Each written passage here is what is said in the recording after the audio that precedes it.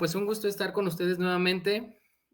Como verán, pues vengo llegando del laboratorio, ¿verdad? Con el uniforme todavía, pero aquí estamos para compartir con ustedes, pues toda esta breve charla que más que una conferencia, yo diría, pues es una plática entre amigos, entre colegas, y vamos a tratar de abordar el tema de una manera muy sencilla, en el estricto sentido de qué es lo que conocemos y sabemos y trabajamos alrededor de esto y hemos escuchado, ¿no? Porque yo creo que hay muchos aspectos que se tienen que valorar y que debemos de seguir considerando dentro de nuestras prácticas desde el laboratorio clínico, pero también como sociedad, con respecto al manejo de los antiparasitarios.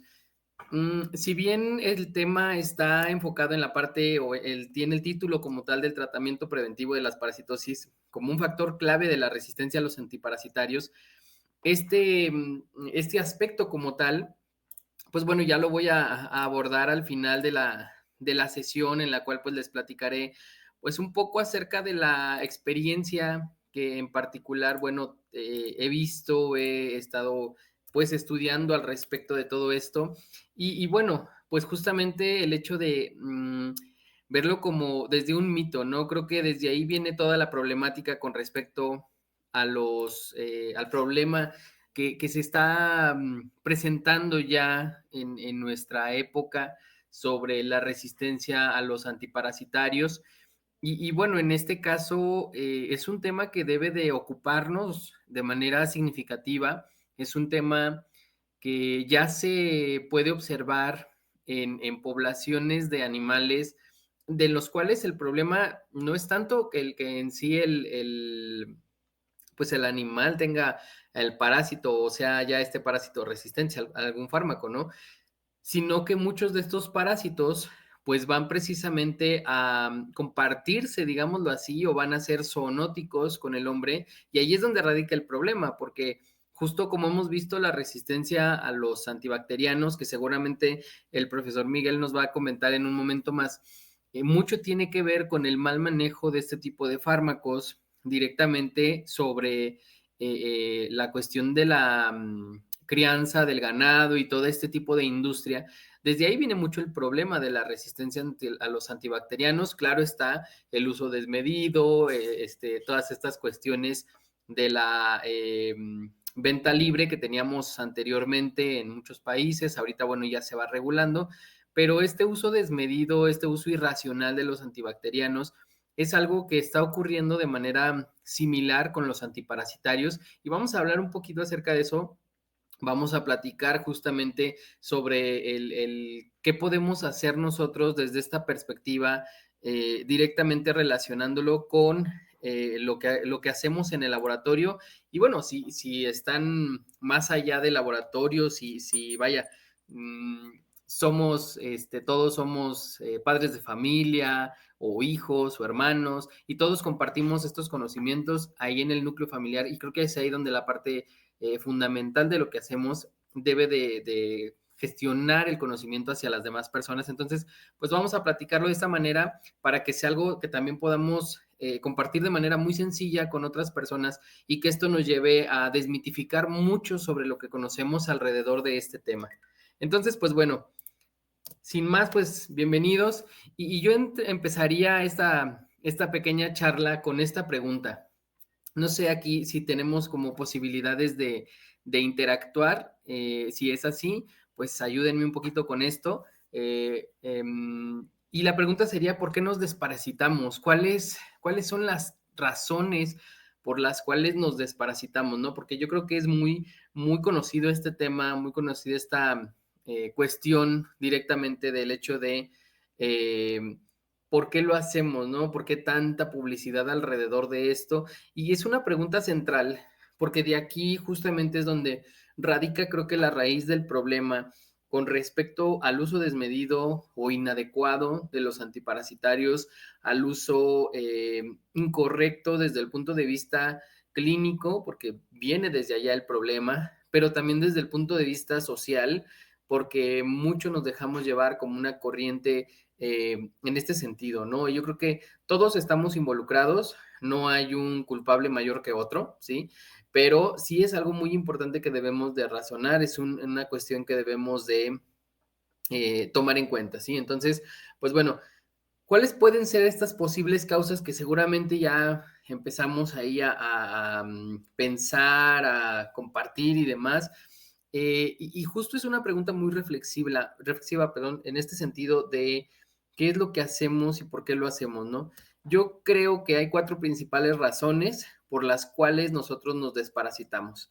La primera, pues obviamente que es por tradición, por una costumbre, ¿no? Porque pues desde que era niño, me desparasitaban a mí en la escuela, o porque veía los comerciales, etcétera, ¿no? O sea, o porque ya es tradición, ¿no? Hay muchas familias en las cuales, pues es de ley, ¿no? Al menos 2 veces al año vamos a desparasitarnos todos, tengamos o no tengamos lombrices, tengamos o no tengamos parásitos, etcétera, ¿no? Todo eso es la cuestión importante que debemos de considerar en el sentido estricto de por qué lo hacemos, ¿sí? Y esto es algo que se ha visto aproximadamente más o menos por las décadas de los 70s, 80s. La Organización Mundial de la Salud comienza con estas campañas, porque eso han sido realmente campañas de salud que si bien se fueron desarrollando y se fueron observando las mejorías en todo esto, no quiero decir que sea algo malo,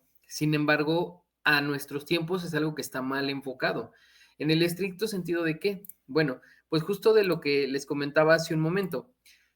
¿Por qué lo hacemos? ¿Sí? En su momento, en esta década de los 70s, 80s aproximadamente, eh, pues viene toda esta cuestión y este estudio que se estaba realizando precisamente con el hecho de el aumento de las parasitosis o el estudio que se estaba haciendo alrededor de las parasitosis en los humanos.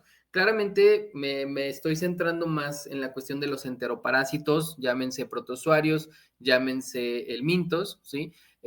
Si bien hay otros parásitos como los parásitos sanguíneos, Plasmodium, Trypanosoma, etcétera, eh, nos centramos más en esto porque es justo donde vemos, donde empieza el problema, ¿sí? Esta es la zona medular, la parte medular, donde observamos que ocurre ya esta problemática que hemos comentado hace un momento. Entonces, estas campañas que se empezaron a realizar en su momento, en esta década de los 70s, 80s, pues la establece la Organización Mundial de la Salud, pero establece que es algo que se debe de realizar de manera rutinaria, por decirlo de alguna manera, de manera frecuente, periódica, ¿sí?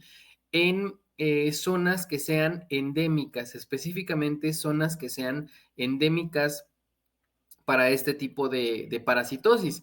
En su momento, claro está, los índices y las cuestiones de incidencia, de prevalencia de este tipo de parásitos, pues eran muchísimo más altas que en la actualidad. Sin embargo, esto se queda como una costumbre. La misma Organización Mundial de la Salud es la que establece en ese momento, ¿sí? En esas décadas, en esos años, que lo ideal es desparasitar 2 veces al año, ¿sí? Y que independientemente de que hubiera o no un diagnóstico, pues que se debería de desparasitar de manera masiva a la población 2 veces al año, siempre y cuando pues vivieran en zonas de riesgo, en zonas endémicas para este tipo de parasitosis. Entonces, ahí es donde radica precisamente la razón y la raíz de todo esto, del por qué lo hacemos, ¿no? Porque sí está sustentado por una organización como lo es la Organización Mundial de la Salud,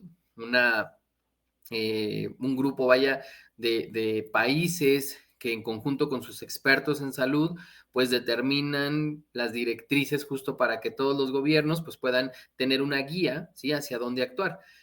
Y en su momento fue muy bueno. Las campañas de salud de desparasitación en México funcionaron muy bien, los índices de parasitosis disminuyeron y esto se veía muy claramente porque pues los niños iban a la escuela y parece algo pues extraño hasta cierto punto, ¿no? Por el sentido de pues que los niños tendrían que ir a la escuela. Sin embargo, antes de estas campañas, los índices de deserción escolar eran mayores. Entonces, hubo una correlación específica entre la asistencia de los niños, en este caso, que fue hacia donde se dirigió realmente la campaña, hacia la población infantil, y hubo mayor índice de asistencia a las escuelas porque los niños ya no tenían síntomas digestivos, ya no tenían diarrea ni cuestiones de este tipo. Y entonces, pues asistían a la escuela. Y la segunda opción era justamente el sentido de las cuestiones nutricionales. Había un mejor aprovechamiento de los alimentos, de los nutrientes y demás. Y entonces esto pues favorecía el hecho de que los niños, de que los estudiantes pues pudieran presentarse precisamente en las instituciones escolares y esto pues les favorecía para todo su desarrollo y para todo su desempeño escolar. Entonces, de ahí viene una de las causas del por qué lo hacemos, ¿sí? Eso creo que en el mejor de los sentidos podría ser la mejor justificación del por qué hacemos esto, ¿no? Y creo que eso es algo que en su momento, pues, es de reconocérselo a la Organización Mundial de la Salud y a seguirle, ¿no? Con todo esto. Pero esto se queda entonces como una tradición y además de todo viene un aprovechamiento como tal de esta campaña o de esta estrategia de salud bien planteada, bien planeada, claro está, pero entonces ahora aparece un poquito después pues la parte de la mercadotecnia. Y yo creo que todos nos hemos encontrado con algún comercial, con alguna imagen, ahora con las redes sociales, bueno, hasta por ahí nos bombardean, ¿no? Con información de este tipo. Y seguramente todos podemos estar, pues, conociendo o reconociendo un video que les voy a poner por aquí, un comercial de los que veíamos en televisión. Creo que ahorita ya los comerciales no existen, ¿verdad? Las nuevas generaciones, ya les decimos esto de los comerciales y dicen, ¿qué es eso? Ahorita ya todo es streaming y demás. Pero bueno, en su momento, pues estas campañas eran muy, muy buenas y les voy a poner por aquí un poquito del audio, espero que no se escuche muy fuerte. Si tú sientes que te pica la colita, en una de esas tienes lombrices. Si tú sientes que te pica la colita, toma Vermox. Todos podemos tener lombrices. Desparasítate con Vermox. 2 veces al año no hace daño. Toma Vermox. Bueno, muy bien. Creo que todos reconocemos la cancioncita, ¿verdad? Y reconocemos el medicamento. Justo este medicamento tiene este nombre por Enterobius vermicularis. De ahí toman el nombre y de ahí, pues, la marca comercial, ¿no? Que es lo que muchos hacen. Am, Me voy a centrar un poquito aquí, a pesar de que, bueno, las imágenes son cómicas, nos pueden dar un poco de risa y demás, pues son los síntomas que refieren justo a Enterobius vermicularis, una urticaria a nivel de la zona perianal, ¿sí? Y que es una de las cuestiones características. Pero me voy a centrar específicamente en esta parte de aquí. Vean lo que dice el propio comercial. Y esto, bueno, yo creo que viene más relacionado con la regulación en el sentido estricto de Secretaría de Salud que en su momento existía, que como tal, bueno, este tipo de productos no podían comercializarse en sí si no había una, eh, pues vaya, esta cuestión obligatoria de tratar de incentivar la no automedicación y que mejor consulten al médico, ¿no? Entonces, eso es parte de, y en otro de estos comerciales que podemos llegar a encontrar en televisión o en la red, viene incluso una leyenda que dice que solo se requiere una dosis siempre y cuando el médico así lo indique. Entonces, ¿qué quiere decir con todo esto? Por un lado, nos dice, y creo que por aquí es donde menciona, ¿no? Todos podemos llegar a tener lombrices. Y ese podemos, esa palabra en particular, es la que le está restando la fuerza necesaria como para decir todos debemos desparasitarnos, ¿no? Porque justo, ¿de dónde viene el mito? Todos debemos desparasitarnos 2 veces al año como mínimo. Y ahí vienen los comerciales muy claros al decir, y prácticamente todas las marcas, llámese como se llame el medicamento y de la casa comercial que sea, pues prácticamente todos nos manejan esta cuestión, ¿no? Al menos desparasítate 2 veces al año. ¿Cuál es el problema también con esto? Veamos los principios activos que tiene este tipo de medicamentos. Mebendazol y quinfamidas. Sí hay medicamentos que están bien dirigidos en cuestión de que sea una sola toma, que sea una sola dosis. Pero hay algunos otros en los cuales se requiere que sean por lo menos 3 dosis, ¿sí? Y ahí es donde viene el problema de lo que estamos observando con la resistencia antiparasitaria, ¿sí? El hecho de que, justo como lo hacíamos con los antibacterianos en su momento, creo que ahorita, bueno, la cultura ya ha ido mejorando un poco más y desafortunadamente ya mejoró para una época muy tardía, ¿no? Porque pues ahora sí tratamos de cumplir los regímenes, pero hace 10 años, 15 años, pues nos tomábamos 3 antibióticos, nos sentíamos mejor y suspendíamos el tratamiento. Y lo único que hacía precisamente este tratamiento antibiótico, pues era ir preparando a las bacterias para lo que tenemos ahora como un grave problema. Y lo mismo se está dando con los antiparasitarios. El hecho de que se tome a la ligera esta cuestión en el sentido estricto de tómate un medicamento que vas a ir a cualquier farmacia, que va a ser un medicamento de OTC, es decir, de venta libre, y que lo vas a comprar por 60 pesos, por 50 pesos, etcétera, y con eso ya no vas a tener lombrices, ya no vas a tener parásitos, porque nos lo aseguran como tal. Sin embargo, aquí viene otra disyuntiva, y es el hecho de cómo a partir de esto, estas casas comerciales pueden tener esa visión en el sentido estricto de lo que puede llegar a pasar, ¿sí? Entonces, creo que ahí es donde debe de entrar nuestro aspecto crítico como profesionales de la salud y particularmente si nos dedicamos a la microbiología, pues es un problema, ¿no? El hecho de hablar de estos antibióticos en general, de todos estos espectros que utilizamos, para los diferentes microorganismos, ¿sí? Y el tratar de bajar esta información a nivel de la sociedad, a nivel de la población y concientizar en el sentido de que, pues, si no lo requieres, no te lo tomes, porque además de esto, además del problema de la resistencia que podemos llegar a generar, pues hay problemas también relacionados con el uso incorrecto de los medicamentos hacia el organismo, ¿sí? Hacia lo que nosotros podemos ver. Particularmente, bueno, creo que también otra de las causas que podemos observar en el sentido de por qué nos desparasitamos, pues porque sí y por qué no, ¿verdad? También es otra de las razones, pues porque así lo hacemos, porque es una idea que tenemos en la familia, es una creencia, pues porque hace mucho que no me desparasito. Por ejemplo, nosotros que estamos en el laboratorio clínico, pues porque trabajo en el laboratorio clínico o porque, etcétera, ¿no? Porque he tenido muchos síntomas digestivos, diarrea, náuseas, meteorismo, etcétera. Y entonces eso ya nos lleva de manera automática a suponer que podemos tener un parásito. Y entonces, con respecto a todo esto, pues también debemos de tener en cuenta, ¿sí? ¿Cuáles son estos síntomas específicamente de la enteroparasitosis?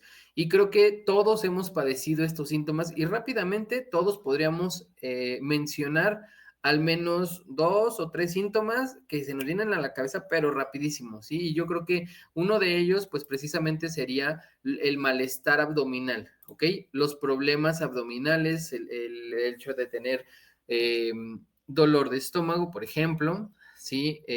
Meteorismo, es decir, muchos gases, dolor tipo cólico, náuseas, vómito, malestar generalizado.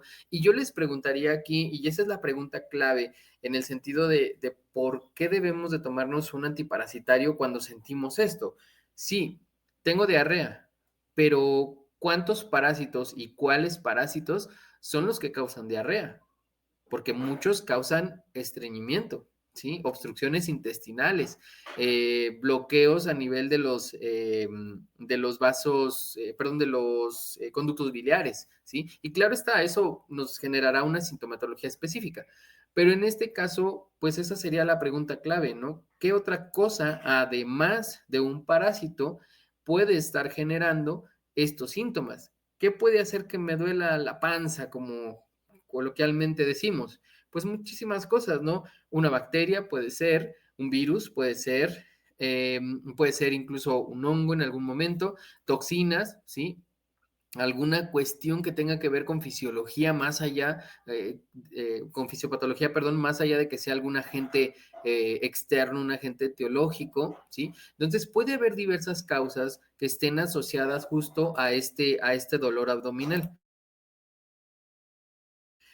Entonces, en este caso, creo que esa es una de las cuestiones más importantes, el hecho de observar los síntomas de una enteroparasitosis y son síntomas completamente generales, ¿sí? Si nos ponemos en un sentido muy estricto de análisis de esta sintomatología, pues justamente son todos estos síntomas tan generales, tan, vaya, que podemos ver con otras etiologías, la que nos debe hacer pensar un poco más en el estricto sentido de, pues, prevenir el hecho de pensar que sea una enteroparasitosis como tal.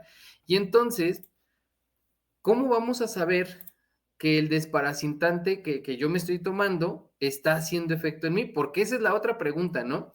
Ya nos tomamos el antiparasitario, de la marca que quieran, el azul, el verde, el rojo, una toma o 2 tomas o 3 tomas o 2 veces al año, etcétera. Ajá. Entonces, ¿qué voy a hacer? ¿Qué voy a hacer para saber si ese antiparasitario surtió efecto o no surtió efecto? Y pues básicamente, pues nos tendríamos que remitir de manera muy específica a algo que yo creo que todos van a suponer o están respondiendo ya precisamente en este aspecto, porque es algo que nosotros hacemos en el laboratorio, ¿sí? El hecho de saber si un tratamiento o no está funcionando para la patología que sea, en el sentido infeccioso o no infeccioso, etcétera, pues básicamente, ¿qué es? Pues es un diagnóstico por laboratorio. Tenemos que hacernos un análisis, ¿sí? En este caso, pues un coproparasitoscópico de este paciente para saber si ya no tiene parásitos, que esa es la particularidad. Y entonces es aquí donde viene la pregunta. Entonces, ¿cuándo me debo de desparasitar? ¿Sí? ¿En qué momento yo debo de tomarme un tratamiento antiparasitario? ¿Cuáles son estas pautas clave para poder decir, me voy a tomar cualquiera, ¿sí? Cualquiera de los que hemos mencionado, mebendazol, albendazol, quinfamidas, etcétera. Ivermectina, que bueno, la ivermectina, actualmente tenemos un problema con este medicamento porque pues ya parece la panacea con los parásitos, ¿no? Porque la ivermectina pues es un tratamiento muy efectivo contra ectoparásitos, es un tratamiento muy efectivo contra el mintos, y entonces como es efectivo contra estos dos grupos y grandes grupos de agentes parasitarios, pues vamos a darles ivermectina para todo, ¿sí? Y entonces ahí viene el problema, que en realidad, pues debo de tener mis pautas muy claras para poder tomar este medicamento, administrarme este medicamento o incluso para prescribirlo. Desafortunadamente, la cultura que hemos observado en relación a esto es que la sospecha puede implicar directamente una mala práctica, una mala decisión médica, ¿sí? Por decirlo de alguna manera, en el sentido de que voy con el médico y el médico me dice, platícame lo que te pasa, platícame tus síntomas, y bueno, estas consultas de 10 minutos, 15 minutos o menos, ¿verdad? Porque incluso así nos llegamos a encontrar y ya apenas estamos platicando el problema y ya nos están dando prácticamente la receta justo con esto, ¿sí? O que incluso muchos médicos tienden a este tipo de conductas donde nos preguntan, bueno, ¿y hace cuánto no te desparasitas? No, pues hace 3 años, 2 años, qué sé yo. Ah, pues de una vez te voy a dejar un antiparasitario, ¿sí? Y esto muchas veces es algo que no es correcto porque justamente lo que nos marcan las pautas de nuestras guías clínicas y de lo que debemos hacer, pues viene dado a partir de este conocimiento que se ha fortalecido poco a poco a lo largo de los años, ¿sí? Y que mucho de esto, pues todavía es una cuestión que se mantiene, es una cuestión permanente, ¿ok? Y entonces, ¿qué nos dicen estas autoridades sanitarias? ¿Qué nos dicen estas autoridades sanitarias y estas guías clínicas? Si nos vamos nosotros a a esta página de gobierno, ¿sí? A esta página de gobierno y vemos algo tan característico, ¿no? Aquí me voy a acercar un poquito para verlo mejor. Aquí está. Ajá.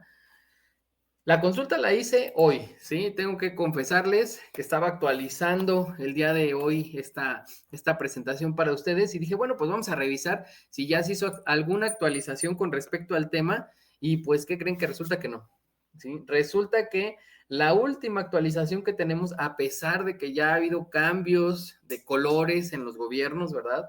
Es del 2015, ¿sí? Entonces, pues ya tenemos como que 10 años de que requerimos una pequeña actualización, ¿no? Si bien hay muchas cosas que se van a mantener por el propio parásito, por la biología del parásito, su ciclo de vida y demás, pues también habría que considerar otras pautas importantes. Bueno, aquí esto va de la mano con lo que les comentaba con relación a lo que en algún momento estableció la Organización Mundial de la Salud, que nos decía, vamos a desparasitarnos 2 veces al año, siempre y cuando sean zonas de riesgo, ¿sí? Zonas endémicas para las parasitosis. Y además había otro problema muy importante en esa década, en esos años. El hecho de que cómo eran las condiciones sanitarias en las cuales nosotros vivíamos, ¿sí?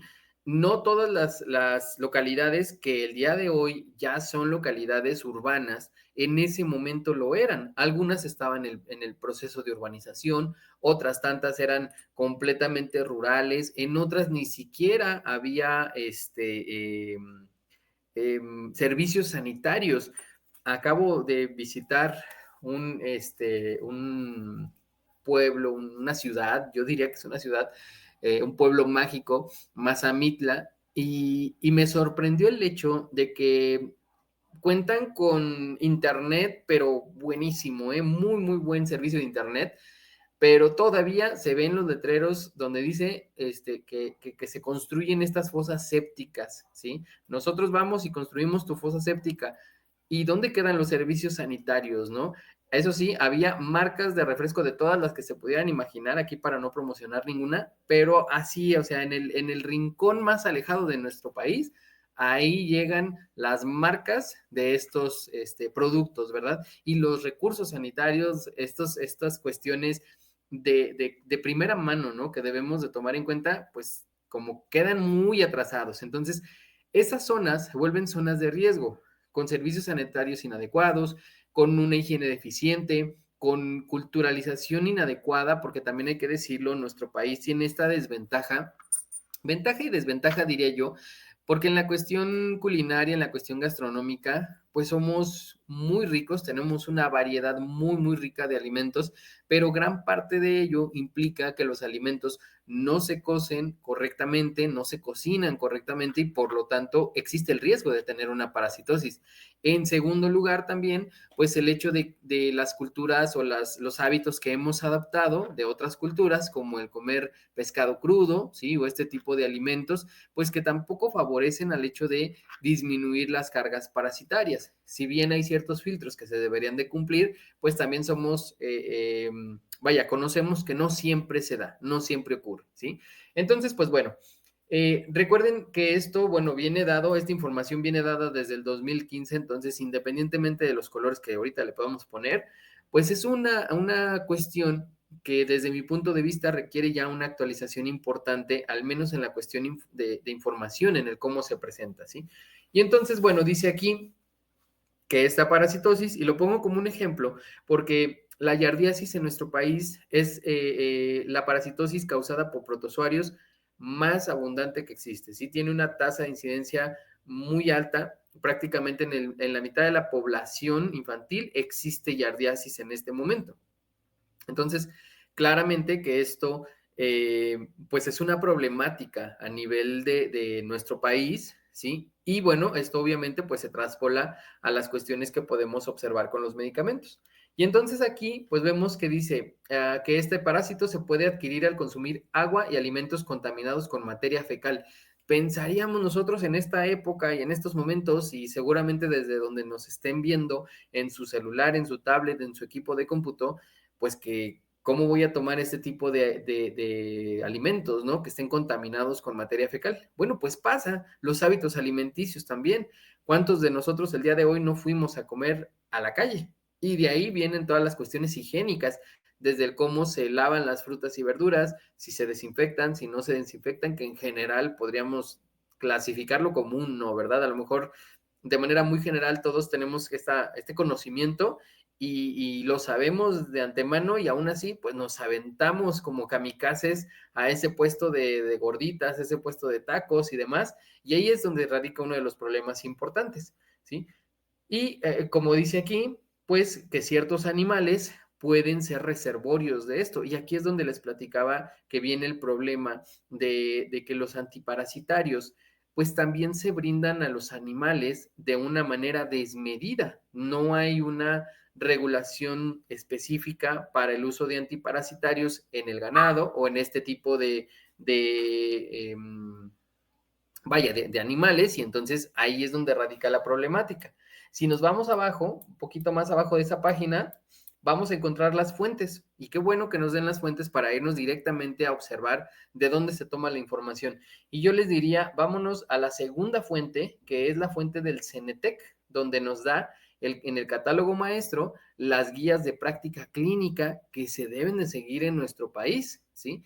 Y entonces, por un lado, encontramos en algunas páginas de organismos gubernamentales, ¿sí? No diré algún nombre en particular, pero en algunas páginas de organismos gubernamentales, cuando tecleamos esta cuestión de la desparasitación en la población, ahí estas páginas nos dicen hay que desparasitar a la población 2 veces al año como mínimo, ¿sí? Algunas dicen que incluso 3 es lo ideal y nos hablan y nos dan estrategias de campañas de desparasitación, etcétera, etcétera, ¿sí? Y hay que tomarlo con reserva, porque no es que esté completamente mal, pero hay que irnos bajo la pauta que nos marca la OMS, que es zonas específicas, zonas de riesgo, ¿sí? Que tengan factores de riesgo muy marcados y tasas de incidencia muy específicas. Y entonces, si nos remitimos a esta guía de práctica clínica, específicamente de la yardiasis, justo por el tema que tomé, pero esto se replica para todas, nos dice ahí, ¿cómo hacemos el diagnóstico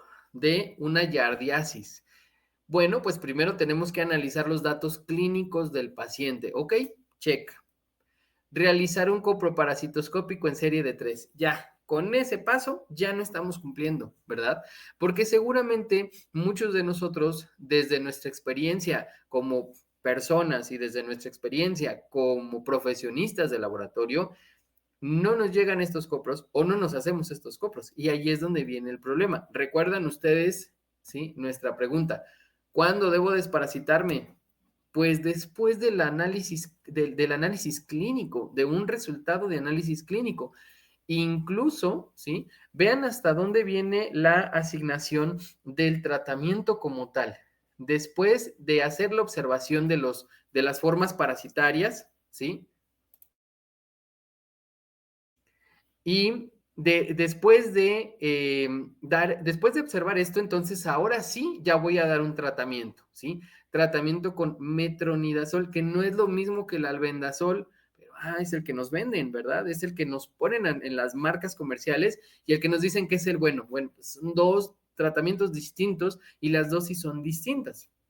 Luego, vean incluso lo que viene aquí, hacer más estudios si es que no encontramos formas parasitarias. Si aún así el antígeno es negativo, pues entonces vamos a referir a un segundo nivel de atención si la sospecha clínica de una yardiasis pues es de esta manera. Luego, ¿tolera y concluye el tratamiento? No, no tolero el tratamiento porque ese es otro problema. Los efectos secundarios de los antiparasitarios muchas veces son intolerables para el paciente. Metronidazol en particular, ¿sí? Hay tratamientos con metronidazol que son 5 días. Al segundo día, el paciente deja de tomárselo. ¿Por qué? Pues porque le duele la cabeza, tiene vómito, tiene náusea, no tiene hambre, tiene diarrea y todo eso viene causado a partir del metronidazol también. Entonces, pues me siento mal y me tomo un fármaco para sentirme mal, pues mejor no me tomo nada, ¿verdad? Y otra vez el problema con el hecho de que no cumplimos los regímenes, de los tratamientos y lo que viene después como un proceso de resistencia, ¿sí? Ofrecer algunas alternativas, ¿sí? Ahí tenemos algunas, pero nuestra primera línea es el metronidazol. Y aquí también es donde vienen los problemas, porque Como no se concluyó el tratamiento, suspende ese y vamos a meter un nuevo tratamiento, ¿sí? Entonces, eso es algo que también se tiene que valorar, es algo que se tiene que evaluar. Entonces, cuándo debo de tomarme un tratamiento para desparasitarme? Cuando se me haya diagnosticado una parasitosis. Si no tengo parásitos, enteroparásitos particularmente para lo que estamos hablando, pues no debería de tomarme medicamento alguno. ¿Por qué? Pues porque esto implica que mi organismo recibe una sustancia química que al final no se está aprovechando y simplemente está generando daño. Los antiparasitarios son fármacos que tienen una razón de ser, que son muy efectivos, hay que decirlo, y no hay que quitarles el valor que tienen, pero que también generan muchos problemas relacionados con daño hepático, daño renal, ¿sí? A largo plazo, el hecho de estar tomando estos medicamentos de manera desmedida puede generarnos este tipo de problemáticas de manera muy importante. Y además de todo, alteran la microbiota a nivel intestinal, ¿sí? Y el alterar la microbiota a nivel intestinal pues tiene un montón de particularidades desde una desregulación a nivel hormonal, desde la cuestión de establecimiento de nuevos microorganismos y que entonces estos puedan ser resistentes y bueno, una serie de cuestiones que están alrededor de todo esto, ¿ok? Bueno, entonces, ¿cómo vamos a prevenir las parasitosis? Y esta es una pregunta de entonces, ¿qué puedo hacer, no? Y creo que es lo cotidiano que podemos observar y podemos visualizar. Bueno, pues básicamente, y lo hemos mencionado, servicios sanitarios de calidad que debemos exigirlos como población, cuestiones higiénicas, ¿sí? Hábitos higiénicos desde el baño, las prácticas sexuales de riesgo que hay que evitar, el lavado de manos, que es tan importante y tan útil, tan efectivo para este tipo de cuestiones, eh, el lavado de alimentos correctamente o la desinfección de los mismos, la cocción correcta de los alimentos, los hábitos de dónde comemos, dónde compramos la comida, cómo se prepara esa comida, etcétera, ¿sí? Y eso es lo que podemos hacer nosotros de manera muy importante y muy fácil y nos va a costar muy poquito dinero si lo comparamos con el hecho de estar dando tratamientos profilácticos o preventivos para las parasitosis. ¿Por qué no mejor prevenir en este sentido? ¿Por qué no mejor educar a nuestra población y prevenir las parasitosis desde las acciones efectivas que podemos hacer claramente todos en esta sociedad? Y entonces la pregunta sería, con respecto a esto, pues, ¿cuál es el problema? ¿Sí? ¿Cuál es nuestro problema entonces en la actualidad con respecto a esto?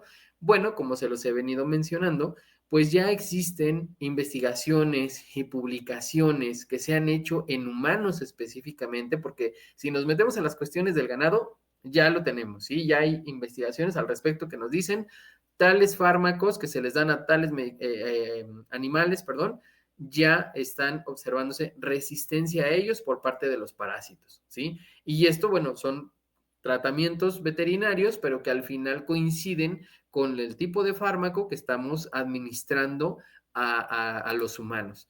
Y en particular, pues yo les hablaría de uno que es el metronidazol, y cómo es que ahora para el 2019, que es esta investigación que se realiza, pues básicamente se hace un estudio y se observa precisamente que este parásito en sí, y sabemos que blastocisis pues tiene varias características, ¿no? Desde el punto de vista de que sigue siendo un parásito controversial, que si es o no es un agente parasitario, patógeno, no patógeno, algunos dicen incluso que es parte de la microbiota intestinal, otros dicen que no, que sí es patógeno. Yo tengo mis reservas, pero yo estoy más del lado de que sí es un agente patógeno, por lo que me ha tocado ver a mí en la clínica, lo que me ha tocado ver a mí en los pacientes y sobre todo en las muestras, que es donde realmente pues nos encontramos con todo esto. Y esos síntomas característicos y no. ¿Por qué? Pues porque son diarreas, pero son diarreas intermitentes y eso se vuelve algo como peculiar en este tipo de pacientes que tienen la blastocistosis, ¿sí? En algunos de ellos que me ha tocado observar, pues ese es un síntoma recurrente, el hecho de tener diarreas recurrentes, periódicas, pero muy alteradas, muy alternativas, ¿no? O sea, no es como toda esta semana y luego la que sigue y demás, no, son intermitentes y los periodos también son muy variables. Entonces, desde ese punto de vista, pues podemos verlo. ya se han hecho investigaciones al respecto de la patogenicidad de este parásito y sí existen ya clasificaciones de 3 subtipos al menos que se han clasificado como patógenos. Entonces, obviamente que nos falta seguir estudiándolo, aunque ya tenemos 100 años conociendo al parásito, pues apenas con la tecnología que tenemos, apenas estamos como entrando a este punto importante, ¿no?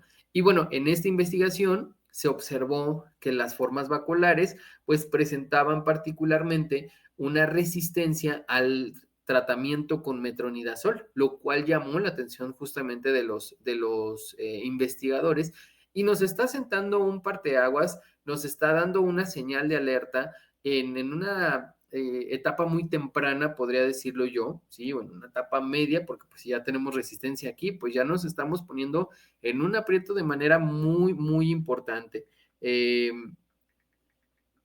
Entonces, creo que aquí viene la cuestión importante con respecto a la problemática, y es el hecho de que si nosotros seguimos utilizando de manera desmedida este tipo de tratamientos, pues muy pronto, pues nos vamos a enfrentar a un problema pues mucho mayor del que ya tenemos ahorita, que es la resistencia a los antibacterianos. Entonces, hay que tener mucho cuidado desde nuestras trincheras en los laboratorios clínicos, en toda la cuestión de la salud como tal que nosotros desarrollamos todos los días, pues debemos de tener muy claro el sentido de la responsabilidad que nos atañe como educadores en el sentido de prevenir la automedicación, ¿sí? Que eso es una de las cuestiones más importantes que tenemos, porque eso, además de afectarnos a nivel orgánico, pues también puede estar favoreciendo resistencias, como en este caso a los antiparasitarios. Entonces, pues hay que tenerlo muy en cuenta y entonces, pues cuando nos digan esta cuestión de que hay que desparasitarnos 2 veces al año, yo los invito a que les hagamos una mejor recomendación, que la recomendación sea, ¿por qué no mejor nos hacemos al menos 2 coproparásitos cópicos al año, ¿sí?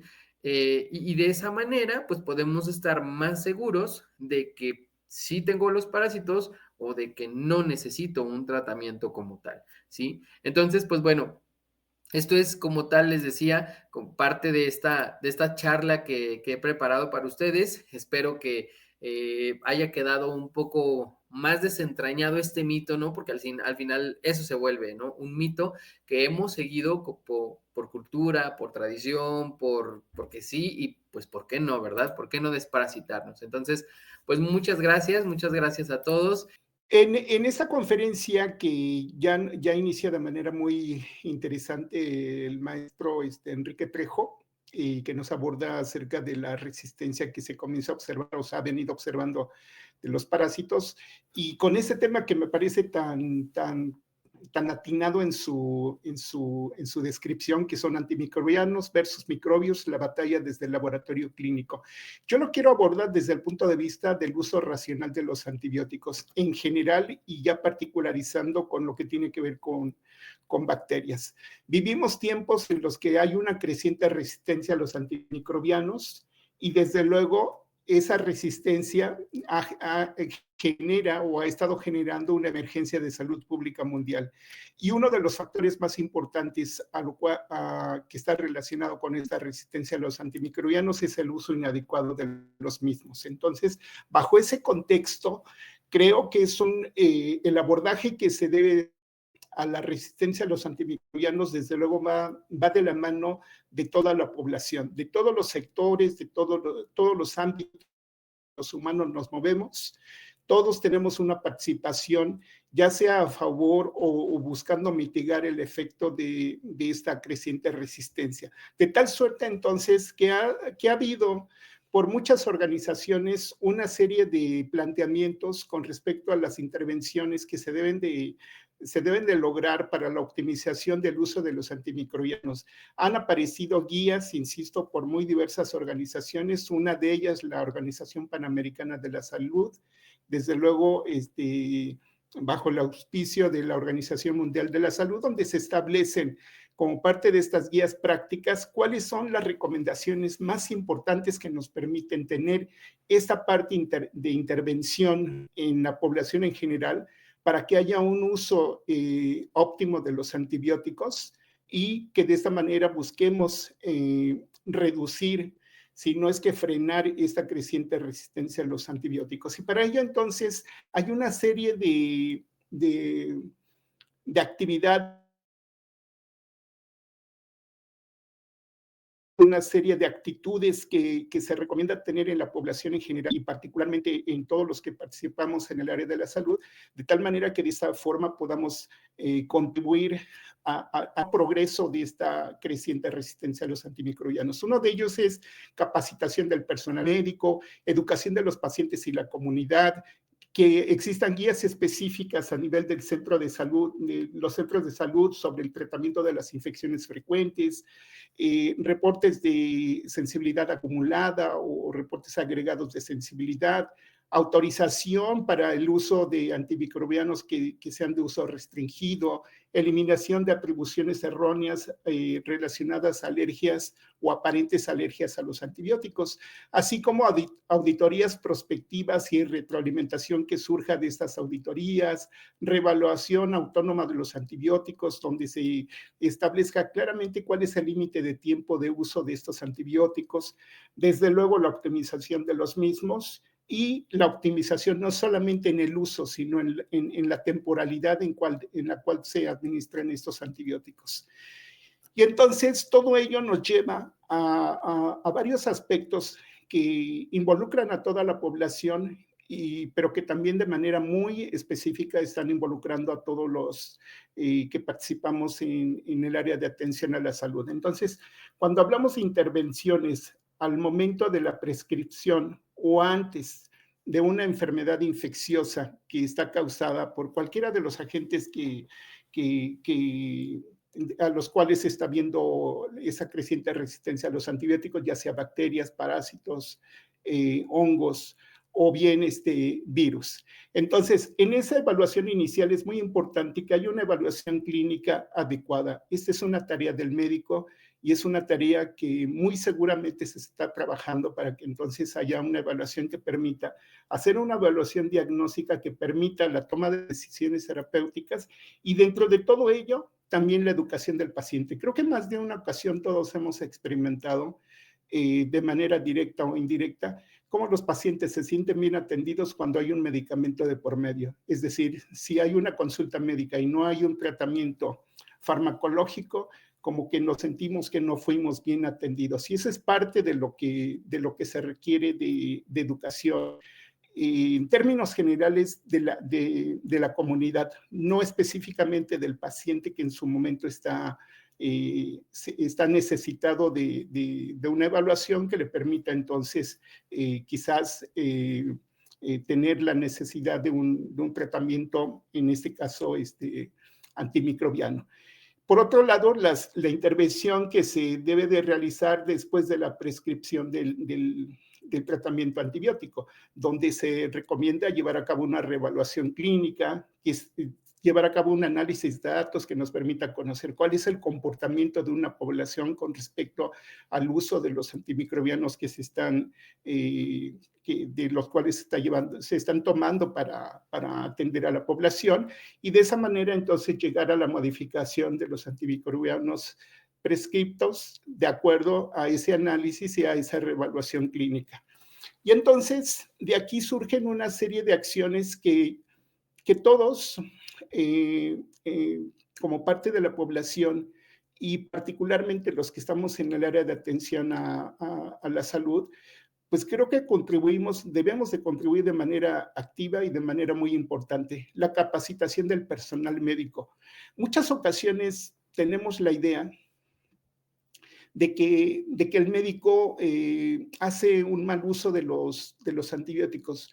Y yo creo que debemos de afrontar esta situación desde varios puntos de vista. Uno de ellos, que me permito comentarles desde mi experiencia personal, yo he dado clases en facultades de medicina y no está, al menos en las que yo he participado, no está como parte de su programa de formación el saber interpretar antibiogramas saber qué fenotipos de resistencia puede detectar un antibiograma y cómo se lleva a cabo el uso, cómo se hace uso de esa información para poder entonces seleccionar antibióticos. Entonces, es necesaria esa capacitación al personal médico, es necesario desde que su formación en las universidades tengan estas asignaturas que les permitan entonces poder contribuir a mitigar todos estos efectos. Pero no solamente los médicos, también hay que generar educación para los pacientes y para el público en general, no solamente a la persona que va a atender su salud, sino a la población en general.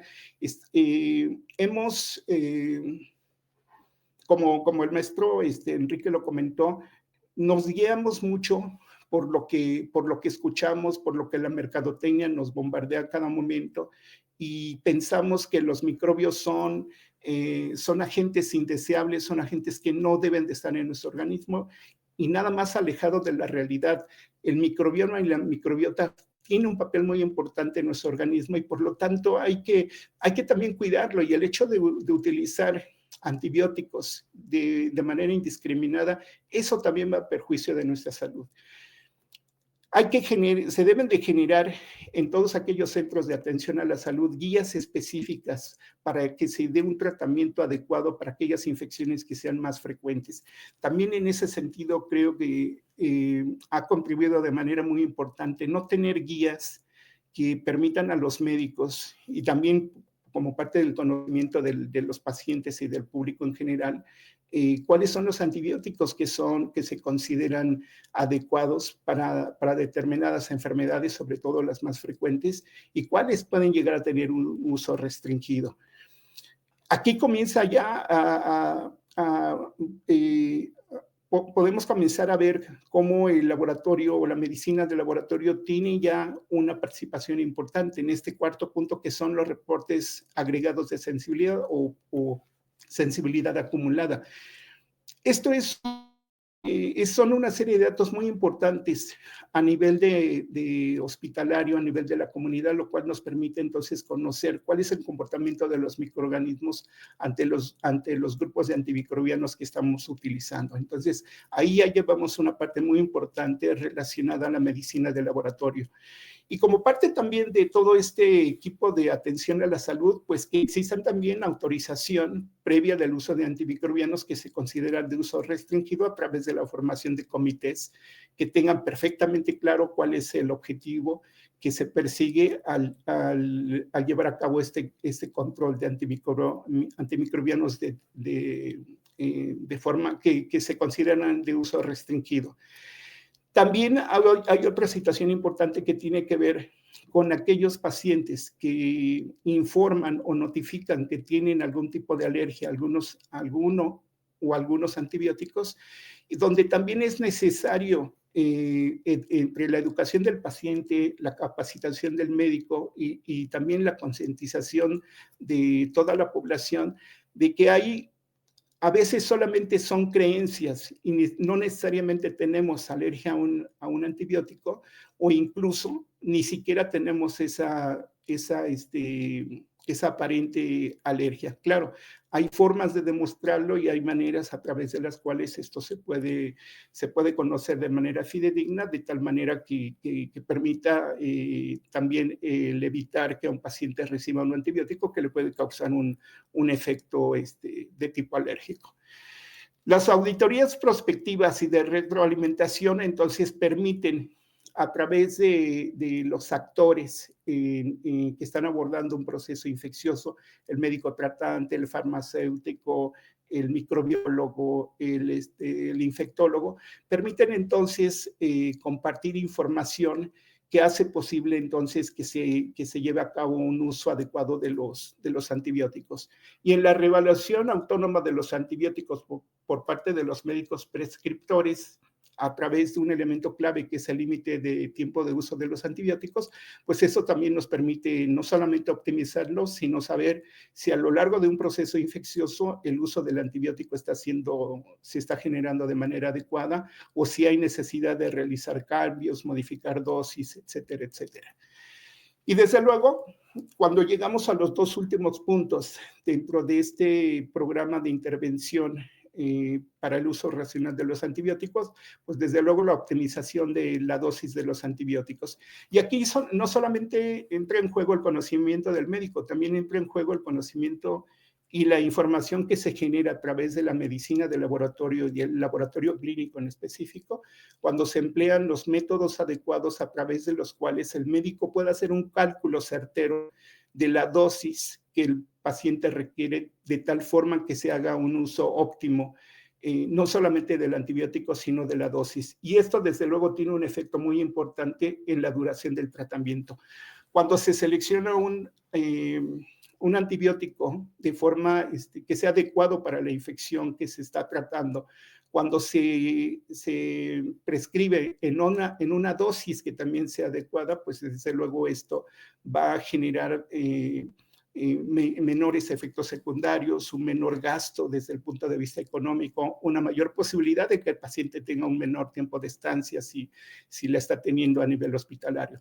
En términos generales, esto genera beneficio. Y como ustedes pueden ver hasta este momento, estos 10 puntos, o con esos 10 puntos, toda la población estamos inmersa en esta problemática. Pero también debemos de pensar en sentido positivo si estamos inmersos en la posibilidad de solucionarla, o por lo menos ir frenando de manera paulatina este avance en la resistencia bacteriana a través de esta serie de actividades intervencionistas. Esto nos da pie entonces a pensar que todos esos planes requieren de estrategias globales, y esas estrategias globales tienen actividades, conceptos y objetivos muy claros. Generar conciencia y comprensión acerca de la resistencia a los antimicrobianos, el que también se genere conocimiento para la prevención y control de las infecciones. Desde luego que cuando ya se están generando estas infecciones por cualquiera de los agentes que hemos venido mencionando, pues vigilar la resistencia que se está generando los antibióticos, así como vigilamos también qué comportamiento tienen los microorganismos en relación de sensibilidad, pues también lo vemos desde el punto de vista de la resistencia que se va generando. Desde luego, controlar el consumo de antibióticos, esas van desde la parte macro, desde políticas de uso, de control del consumo de los antibióticos por país, por entidad federativa, por municipio, por hospital, y eso nos va a generar entonces que podamos tener ese uso racional de los antibióticos que tanto hemos escuchado hablar, pero que sin embargo, si no llevamos a cabo todas estas estrategias, pues poco avance pudiéramos tener en ese uso racional. Y desde luego que el acceso a los antibióticos, que todos tengamos acceso a los antibióticos solamente cuando sea necesario, y no solamente a diestra y siniestra como durante mucho tiempo ha ocurrido. Hay que también considerar las condiciones medioambientales que también han favorecido de manera muy importante el desarrollo de resistencia, una cantidad impresionante de antibióticos que se emplean en muy diversas actividades, y antibióticos que muchos de ellos tienen como destino el medio ambiente en general y contribuye al desarrollo como parte de un elemento importante de acceso, no solamente a la información, de acceso al uso y a la posibilidad de poder utilizar antibióticos si así se requiere por parte de un paciente que está sufriendo un proceso infeccioso. Eso también desde luego tiene un valor muy importante.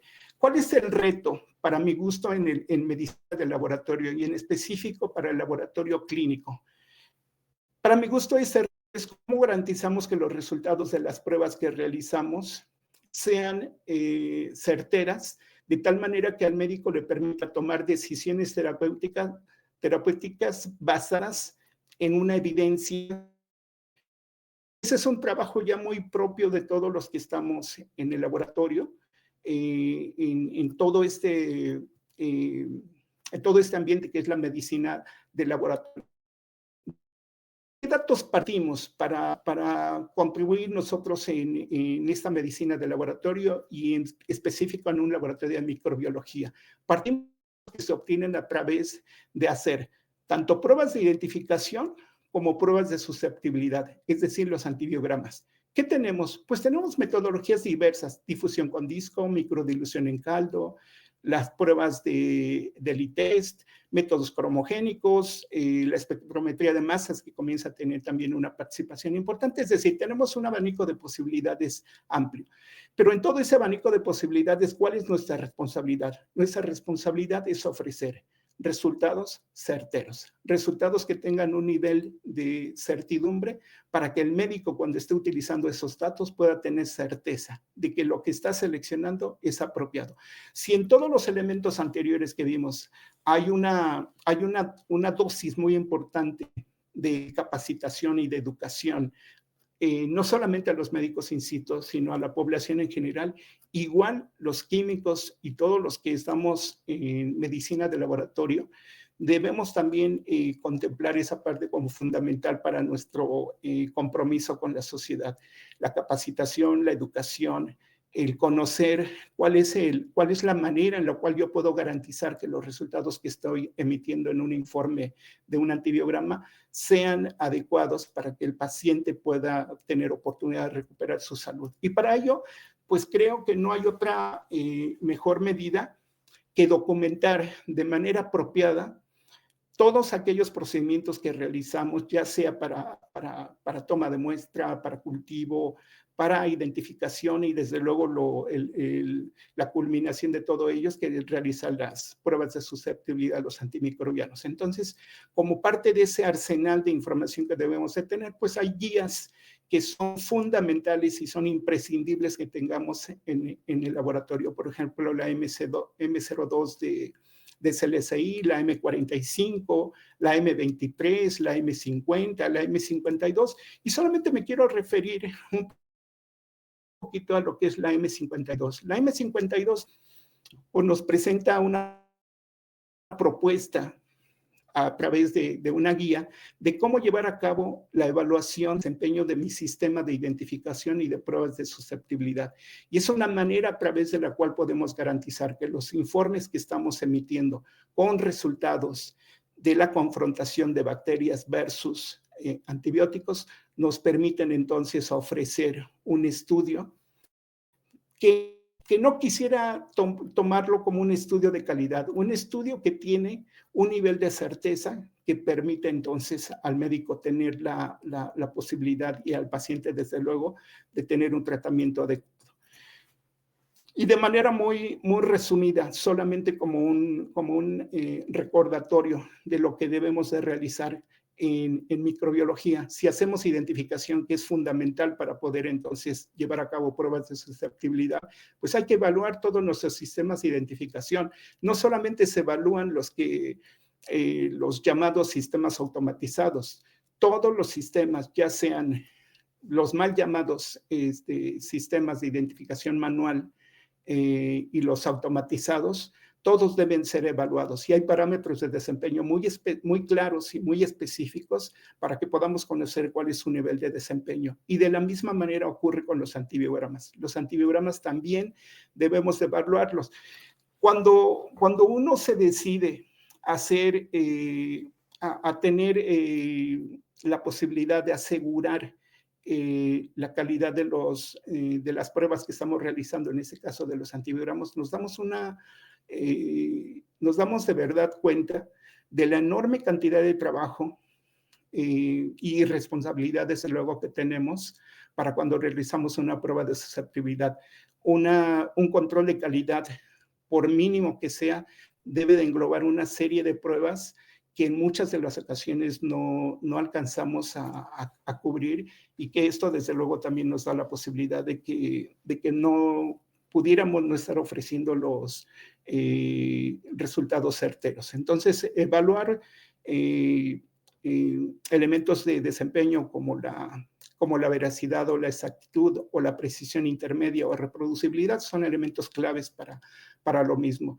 Utilizar cepas que sean apropiadas para la verificación de un sistema, no solamente en la identificación, sino que también en el antibiograma, buscando retarlo lo más posible, desde luego eso también contribuye de manera importante. Y nuestro control de calidad que en algunas ocasiones está solamente representado por 2 bacterias, un gram positivo, un gram negativo, hay que acrecentar ese número de elementos de prueba, ese número de cepas para estar probando. Hay que conocer cuál es la condición para llevar a cabo ese control de calidad. Hay que hacer un análisis de datos para tener certeza que tenemos control de todas las variables relacionadas, tanto la identificación como el antibiograma. Y sin lugar a dudas, para una problemática que es de carácter global, se necesitan estrategias y acciones globales en la cual participamos toda la población. Esto no es nada más solo de los microbiólogos, no es solamente de los analistas, no es solamente de los laboratorios clínicos, no es solamente de los médicos. Esto involucra a toda la sociedad. Y como involucra a toda la sociedad, todos tenemos una participación en este desarrollo de la resistencia a los antimicrobianos, pero también tenemos la solución en nuestras manos. También podemos contribuir a que todo esto pueda irse controlando, pueda irse mitigando, y muy probablemente en algún momento dado podamos decir con plena satisfacción que estamos encaminándonos a ese control de la resistencia a los antimicrobianos. Muchas gracias. Hola, bienvenidos. Vamos a continuar revisando estos temas sobre resistencia a los antimicrobianos.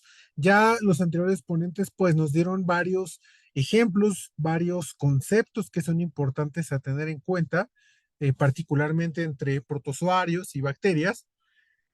Algo muy especial o de lo que quiero enfatizar es que en el área de micología hay ciertas tendencias que hay que tener en cuenta. En resumen, afortunadamente el fenómeno de resistencia no es tan frecuente como en los grupos bacterianos, pero debido a que las opciones terapéuticas y la disponibilidad de fármacos antimicrobianos es menor, pues tenemos ese problema, ¿vale? Otra cosa muy importante es que vamos a depender mucho del contexto de dónde se realiza el diagnóstico, dónde se realiza el seguimiento médico terapéutico. ¿Por qué? Porque muchas veces el problema respecto a las infecciones micóticas es la identificación, ¿vale? Entonces, es muy parecido, pero tiene algunos detalles, algunos bemoles que es importante considerar. Sí es un desafío mundial, ya ha sido reconocido por la Organización Mundial de la Salud, por algunos organismos internacionales. Eh, Afortunada o desafortunadamente nuestro país, y no solamente en México, sino en América Latina, creo que muchas veces ha pasado desapercibido las infecciones micóticas y la resistencia también, porque a veces el diagnóstico es el que oculta ese tipo de situaciones, ¿no? Vamos a discutirlo poco a poco, pero es una situación que hay que poner atención, es una situación muy importante eh, para el tratamiento, para la identificación de nuestros pacientes, ¿vale? Entonces, algo muy importante es que ya hemos visto el reporte de casos de resistencia a los antifúngicos ha ido aumentando.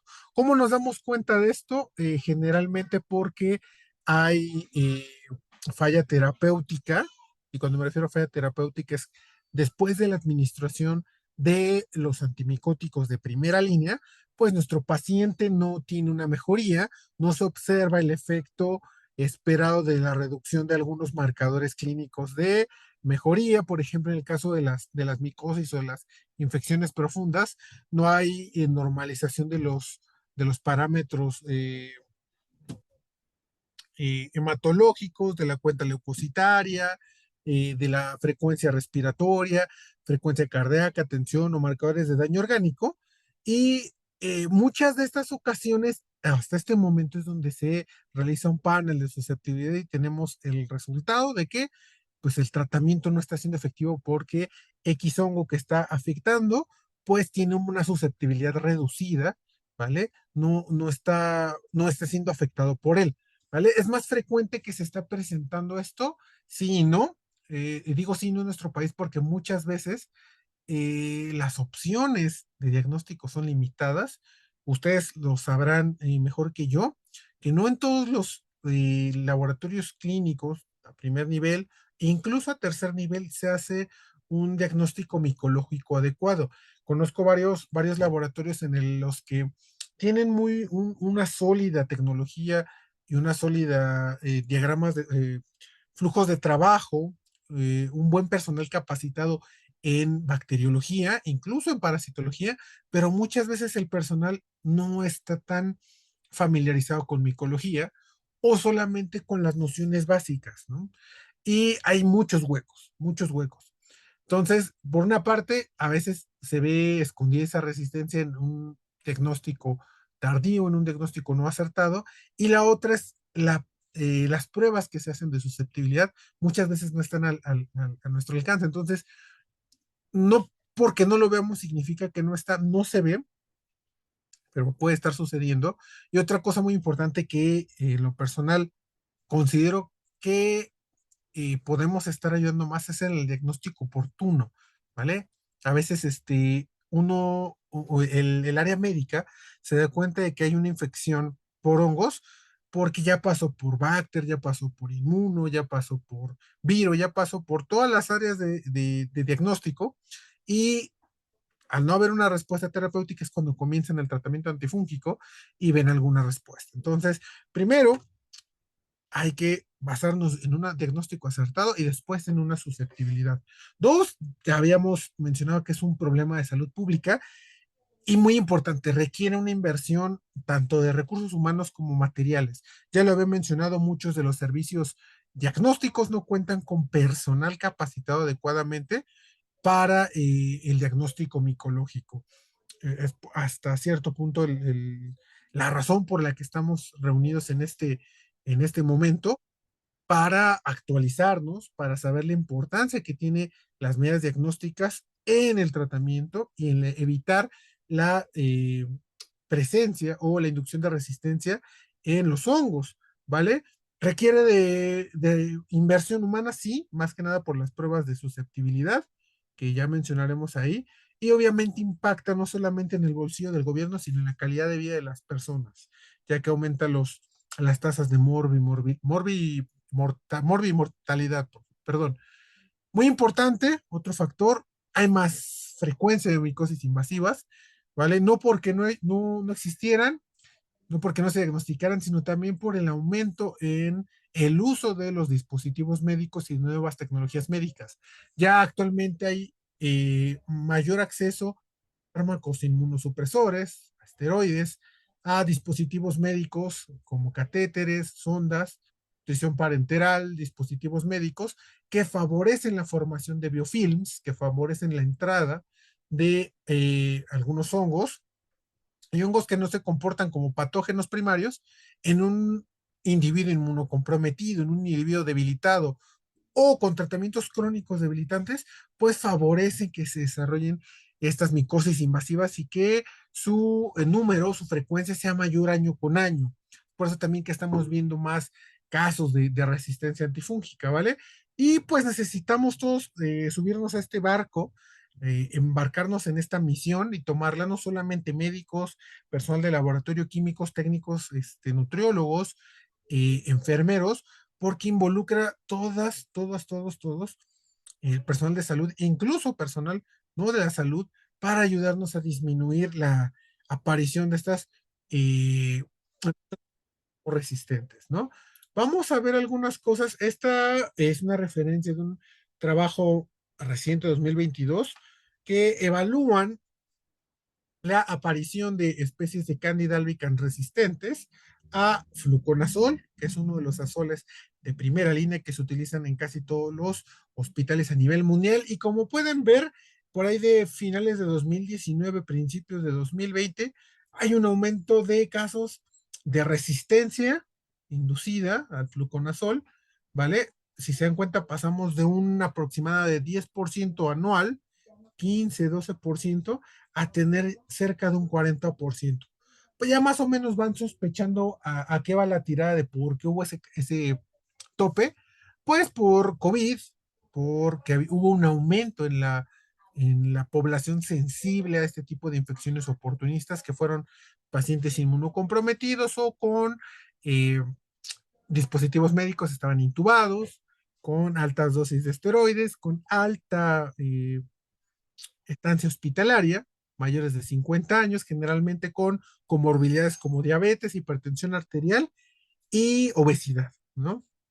Entonces, todo esto aumentó el número de infecciones fúngicas oportunistas, principalmente candidosis, mucormicosis, aspergilosis, y a muchos de estos se les suministró de manera crónica fluconazol, ¿vale?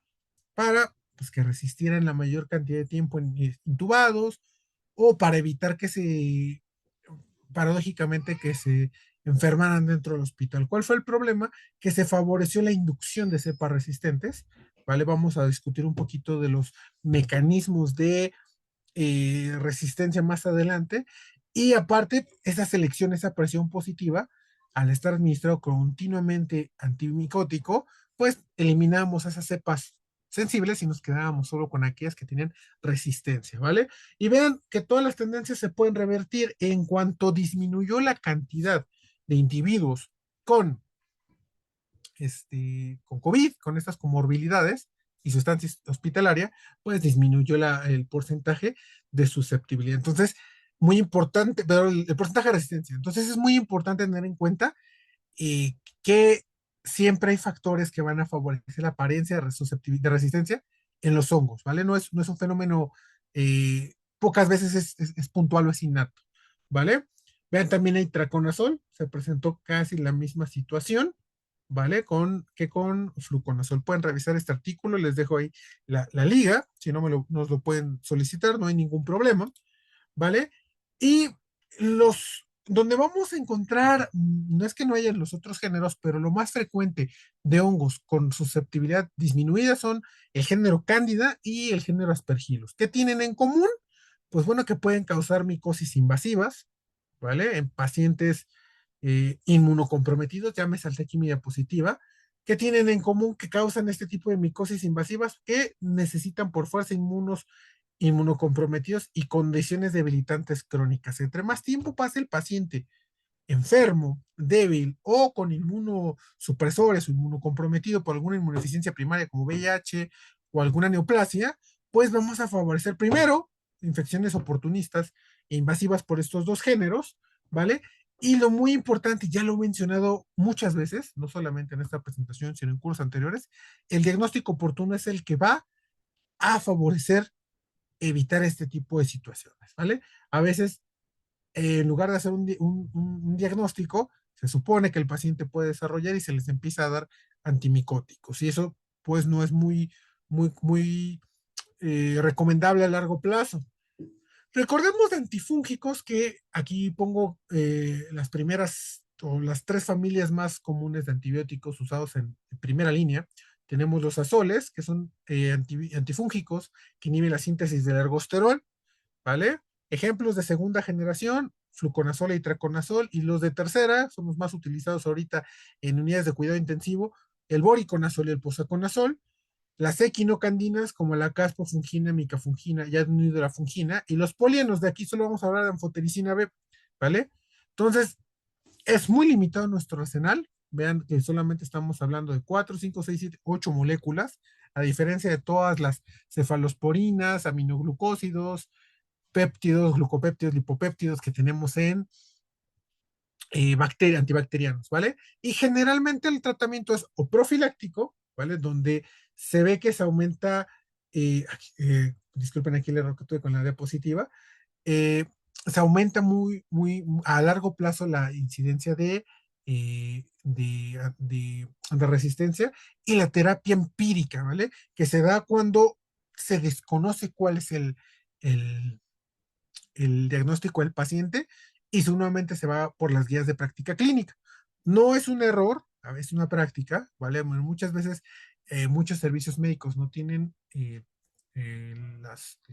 los insumos, ¿vale? Los medios para poder realizar un diagnóstico micológico y se basan por la evidencia científica, ¿vale?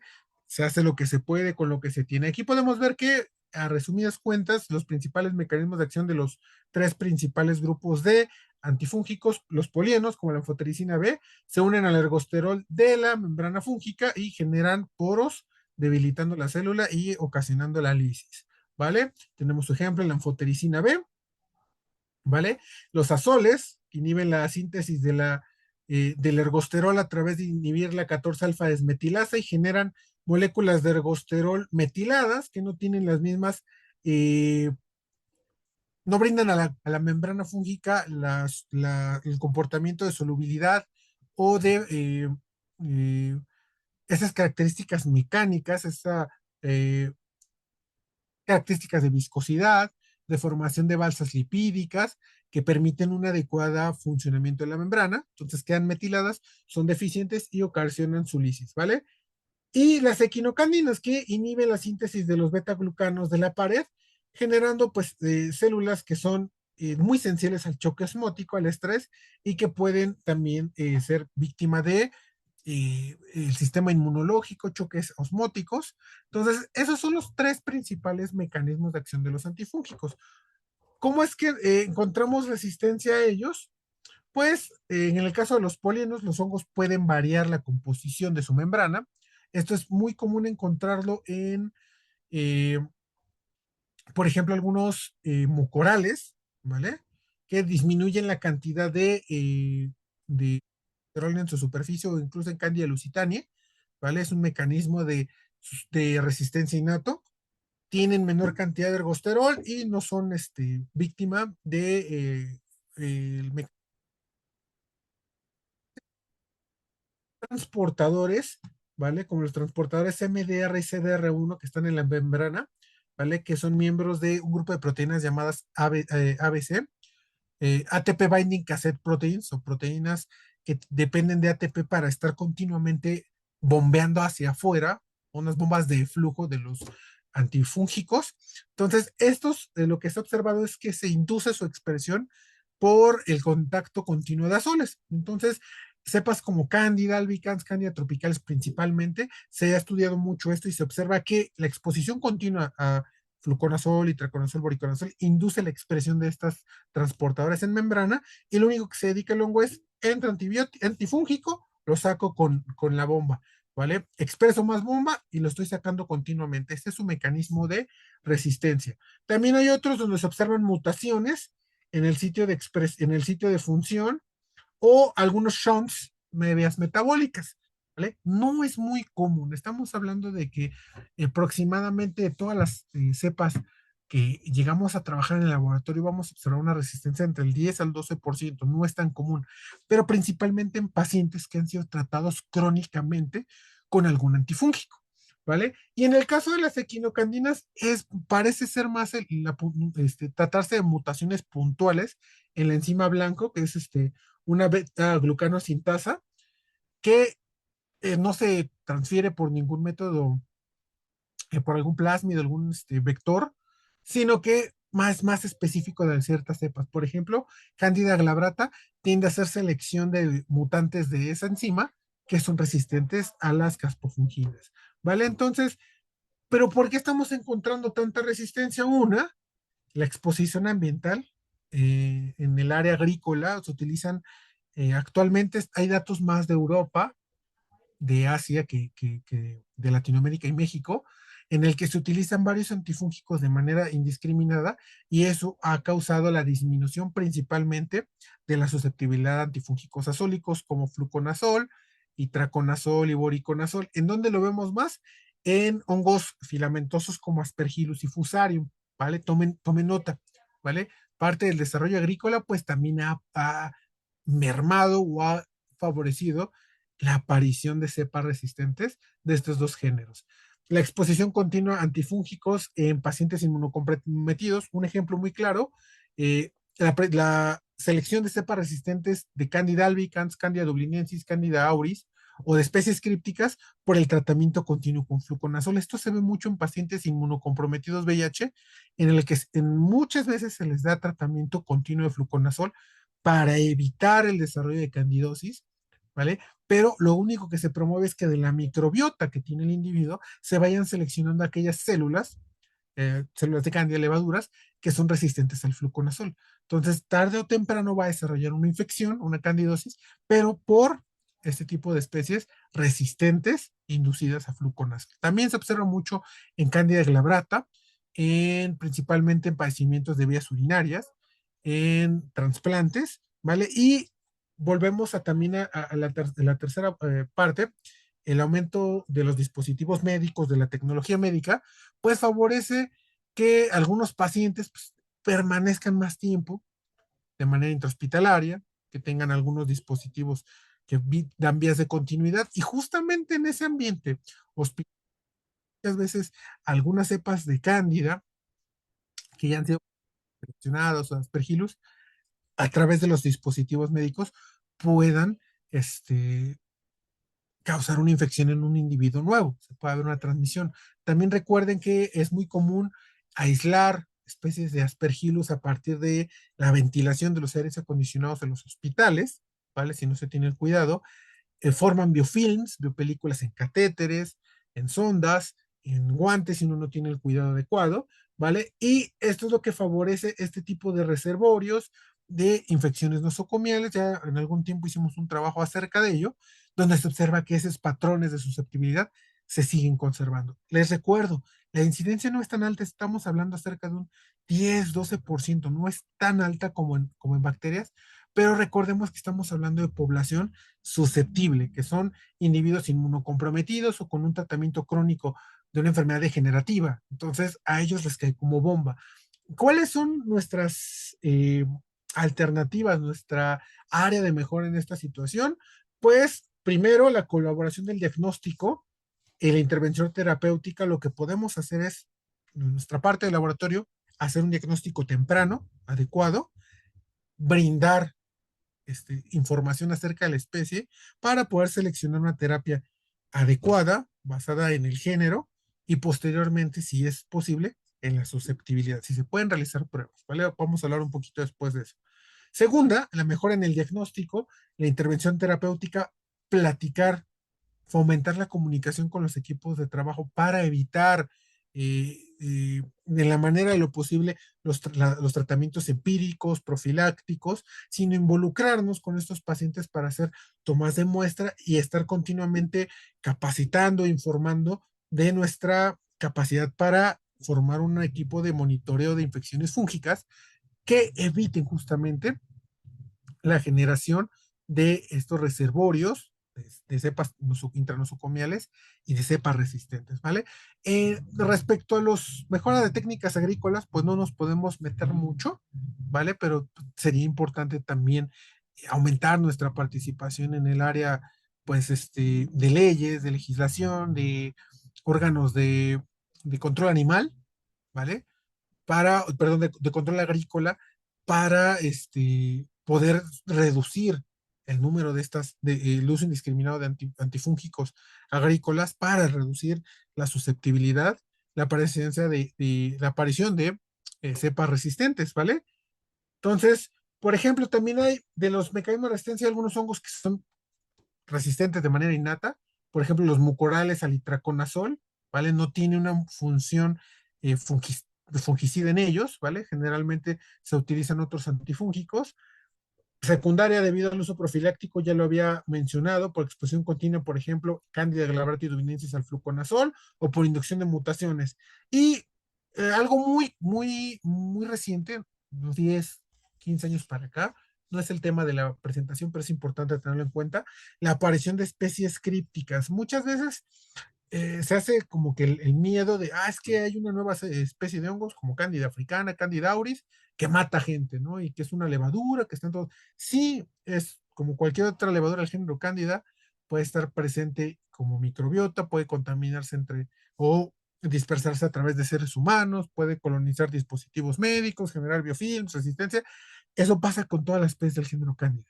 Que la estemos viendo ahora, porque ya hay métodos moleculares, no tiene gran importancia, porque lo que hay que tener en cuenta es el diagnóstico oportuno, ¿vale? Y muy importante, la población a la que está afectando, que son individuos inmunocomprometidos, individuos con una comorbilidad, ¿vale? Recuerden que son infecciones oportunistas. Entonces, a veces este tipo de, de especies son como muy rimbombantes, a veces la prensa les da, y algunos colegas les dan más importancia de la que personalmente considero que debe darse. Lo que se tiene que dar importancia es al paciente. El paciente tiene una condición de fondo, por eso es que se está presentando la infección oportunista, y ya si el patógeno oportunista es resistente, pues es mucho, pero hay que corregir no solamente eso, sino la causa base. ¿Por qué tenemos esa población inmunocomprometida? Hay muchas más cosas que hacer. Entonces, es importante revisar esos puntos, ¿vale? ¿Qué pasa o qué propongo o cuál es una situación muy importante? El diagnóstico. El diagnóstico temprano, muchas veces ya me han escuchado respecto a candidosis, respecto a aspergilosis, el diagnóstico se hace el examen directo 10 a 15 minutos después de que te llega la muestra, ¿vale? Se observa, se reportan las estructuras patognomónicas, se reporta y se le da seguimiento y el médico puede empezar con una terapia empírica, pero ya basada en, doctor, observen esta muestra, vamos a hablar, por ejemplo, un exudado, un raspado de cavidad oral, de lesiones de una placa eritematosa que tiene placas membranosas blanquecinas. En raspados se observan cúmulos de blastocánidos gemantes con algunos pseudomicelios. Entonces ya podemos decir, hay una infección por cándida empezando. No le puedo decir todavía qué especie. Lo más probable es que sea albicans, es muy frecuente, pero son hongos, ¿vale? Ya podemos empezar a tratar. Tenemos primera línea fluconazol, voriconazol, equinocandinas, ¿vale? No empezamos con anfotericina B porque también tiene sus complicaciones, ¿vale? Pero no nos detenemos ahí, ¿vale? Se le tiene que dar un seguimiento. ¿Por qué? Porque hay especies que tienen resistencia innata, por ejemplo, Candida lusitani, Candida guillermondi, tienen cierta resistencia a la anfotericina B, Candida glabrata, dubliniensis y algunas especies albicans pueden tener su resistencia al fluconazol, ¿vale? Tenemos que evaluar también nuestro paciente. Estamos hablando de un paciente inmunocomprometido, VIH, son todas las alarmas que nos están gritando que tenemos que identificar. Ya está el diagnóstico, pero hay que identificar para obtener un patrón de susceptibilidad.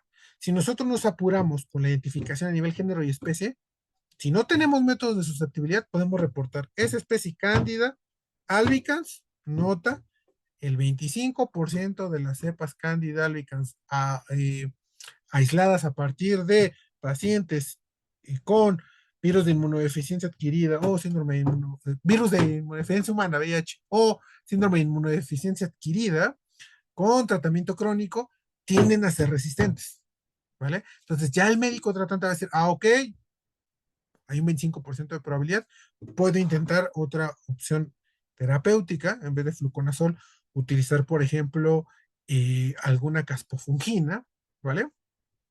Algún otro metabolito, ¿vale? O, en su defecto, pedir una prueba de susceptibilidad. ¿Cuáles son pruebas de susceptibilidad? Tenemos los métodos estándar europeos y de la CLCI, pero tenemos un problema. Estos métodos estándar ya están diseñados para levaduras principalmente, utilizan una metodología que te la vamos a discutir, y para hongos filamentosos no están tan estandarizados, ¿vale? ¿Por qué? El problema de su implementación del método estándar es que requiere medio RPMI, que algunos de ustedes conocen, no es barato, y requiere que tengas el fármaco a tratar, por ejemplo, fluconazol, itraconazol, voriconazol, todos fármacos calidad USP, y que hagas diluciones seriadas de esos fármacos en el medio RPMI. Entonces tienes que gastar una placa de medio RPMI con diferentes diluciones, por lo menos, no recuerdo si son 6 u 8 de cada uno, y cada antibiótico, antifúngico. Entonces, si ustedes hacen cuentas, pues sí, un panel por el método estándar termina siendo un poquito caro. Esa es una. Dos, las pruebas comerciales no son tan caras, pero su disponibilidad es limitada. Tenemos el Fungitest, tenemos las pruebas e-test, tenemos algunas pruebas de tarjeta para algunos estados, que si las podemos utilizar adelante, ¿vale? La mayoría de ellas reportan resistencia a azoles, a anfotericina B y algunas a equinocandinas. Toda esa información, de ser posible, se le tiene que presentar al médico para que haga una elección adecuada y una terapia, ¿vale? Recordemos que la identificación a nivel de género y susceptibilidad, en este caso, nos va a ayudar a disminuir la mortalidad. Vamos a ver un ejemplo. Este ejemplo me gusta darlo mucho, ¿vale? Y tenemos que de terapia antifúngica para el tratamiento de la aspergilosis pulmonar se pueden utilizar 4 diferentes opciones: anfotericina B, rabuconazol y posaconazol, fluconazol e itraconazol, caspofungina y micafungina. Las más comunes son a partir de fluconazol y caspo. Y vean, 6 a 12 semanas de tratamiento con corticosteroides. ¿Cuál es el problema? Si tienes una cepa resistente a alguno de estos medicamentos, ¿vale? Que con el esteroide esta va a comenzar a diseminarse y puede causar coagulación intrínseca diseminada, diseminación por vía hematógena, falla orgánica, sepsis y el paciente muere. Entonces, se ha reportado principalmente en Europa, donde se le da un mejor seguimiento, casos de resistencia ante estos tratamientos en aspergilosis, ¿vale? Aquí tenemos 4 especies: Aspergillus niger, Aspergillus flavus, Aspergillus clavatus y la otra es Aspergillus fumigatus, nada más que el contraste de color no sea muy adecuado, ¿vale? Son 4 especies diferentes de Aspergillus. La principal que causa a este tipo de infecciones es Fumigatus, ¿vale? Y vean, esto es una tabla de resistencia, susceptibilidad in vitro a diferentes antifúngicos. Tienen diferentes aislados, cepas aisladas del lado izquierdo, y vean que todas tienen diferentes orígenes. Algunas son de lavado bronquialveolar, esputo, ¿vale? Algunas de lesiones en piel, lesiones en córnea, ¿vale? Y vean, por ejemplo, estas dos, las dos primeras, que son 2 aislados a partir de esputo, y vean que tienen muy diferente la susceptibilidad de la anfotericina B, ¿vale? De rabuconazol, ¿vale? Hay unas que son esta por ejemplo la 31-34, vean que itraconazol tiene una resistencia mayor que, vamos a ver por ejemplo el aislado 35-99, ¿vale? De casi 20 veces, ¿vale? Todas estas cepas están identificadas como Aspergillus fumigatus. ¿Por qué observamos diferentes resistencias?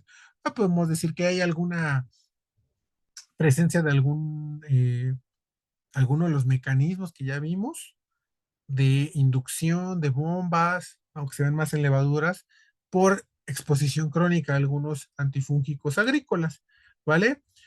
Este es el ejercicio que siempre les pongo, ¿vale?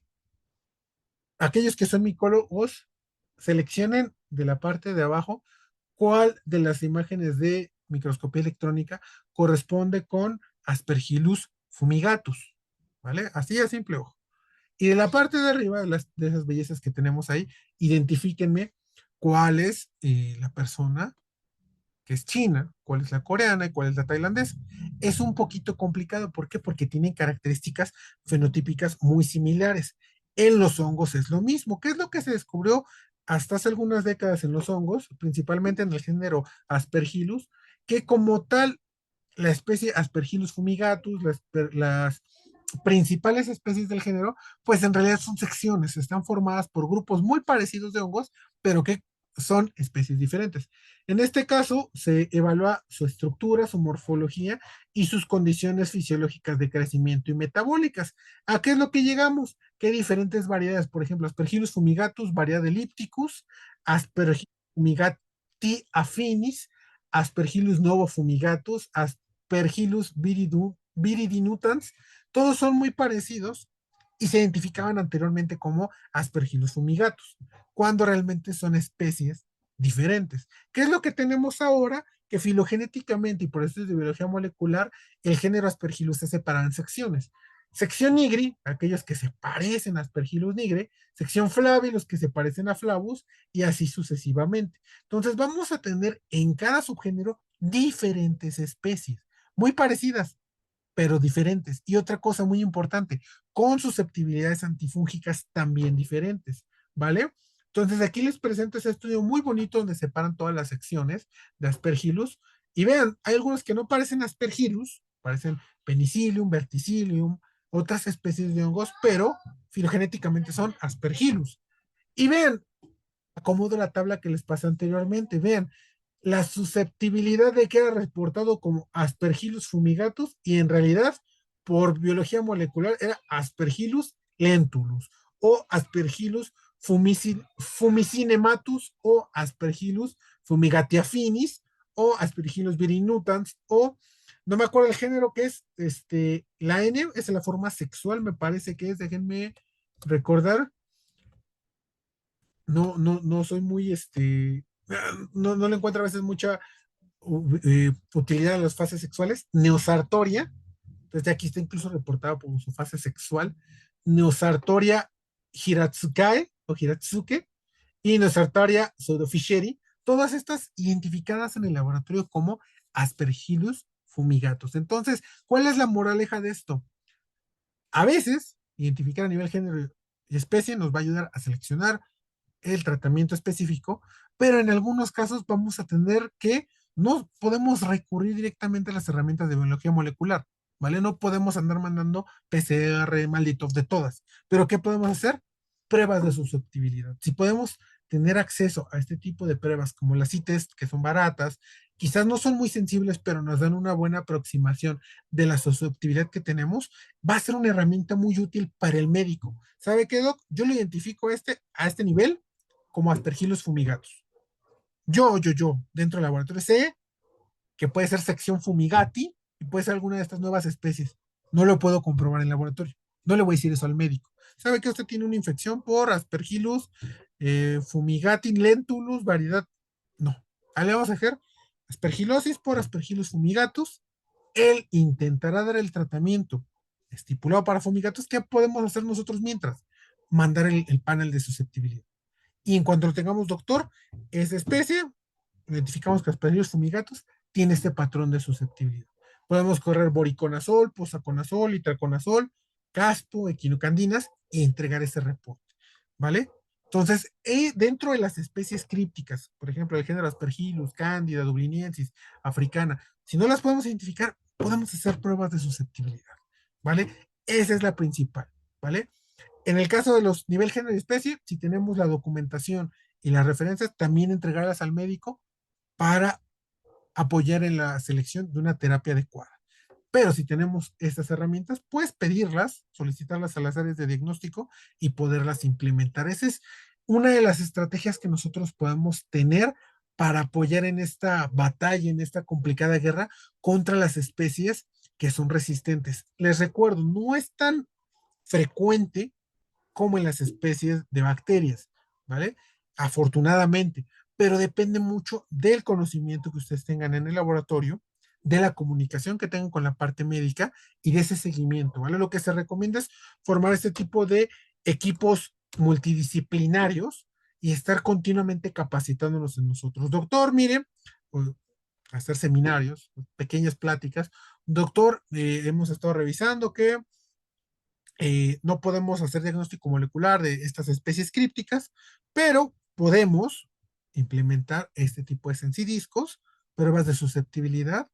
Apóyenos para nosotros también apoyar el diagnóstico en su servicio, ¿vale? Entonces, siempre hay que intentar voltearle la situación. Yo les he comentado, la micología no es cara de implementar, el diagnóstico es relativamente sencillo. La susceptibilidad yo creo que se le puede buscar dependiendo de qué tanta interacción tengamos con el área médica, ¿vale? A veces si no se nos puede comprar estas baterías de susceptibilidad, lo que tenemos es identificar a nivel de género especie lo más que se puede y presentar la información de, según este estudio, este artículo, los últimos estudios epidemiológicos dicen que la susceptibilidad en estos pacientes es tal y tal y tal, por estas cepas tal y tal y tal. Y brindar esa información, ¿vale? Intentar hacer lo que tenemos con los medios disponibles, ¿vale? En el área médica no podemos decirles qué tratamiento dar, pero podemos siempre dar una sugerencia, ¿vale? Basada en hechos, basada en lo que podemos probar y que sabemos hacer, ¿vale? Los dejo de esta plática, les recuerdo, es una pequeña charla, es algo muy interesante que podemos estar revisando. Les invito a que formen parte de estos cursos que enriquecen de nuestra formación en el laboratorio, principalmente en microbiología, porque conozco muchos servicios de microbiología muy buenos en cuanto a bacteriología, en protozoarios, pero a veces con un nivel básico de micología. Y sé que se puede aumentar, sé que ustedes pueden mejorar y podemos dar ese plus en nuestro trabajo y en nuestras unidades, ¿vale? John Perfect es un doctor que está últimamente publica mucho respecto a resistencia antifúngica y nos deja con esta frase que dice que en la lucha contra las infecciones fúngicas, la vigilancia de la susceptibilidad antifúngica no es una opción, sino una necesidad, ¿vale? Entonces tenemos que hacernos eh, atalayas, perdón la referencia, de nuestras infecciones dentro de nuestra unidad hospitalaria, ¿vale? Estar atentos a qué aparece, qué no aparece y comunicarlo, ¿vale? Tener ese tipo de escuadrones de prevención, de monitoreo, de observación, de reporte antifúngico, ¿vale? Con las áreas clínicas, con las áreas de atención y con las áreas de diagnóstico, ¿vale? Entonces, les dejo esa presentación, les dejo mis datos de contacto. Es un gusto participar con ustedes. Me disculpo por algunos inconvenientes que tuvimos con la transmisión, pero espero que la charla haya sido de su agrado, ¿vale? Están nuestros datos de contacto. Gracias por seguirnos en EduLab y que tengan un excelente día. Saludos.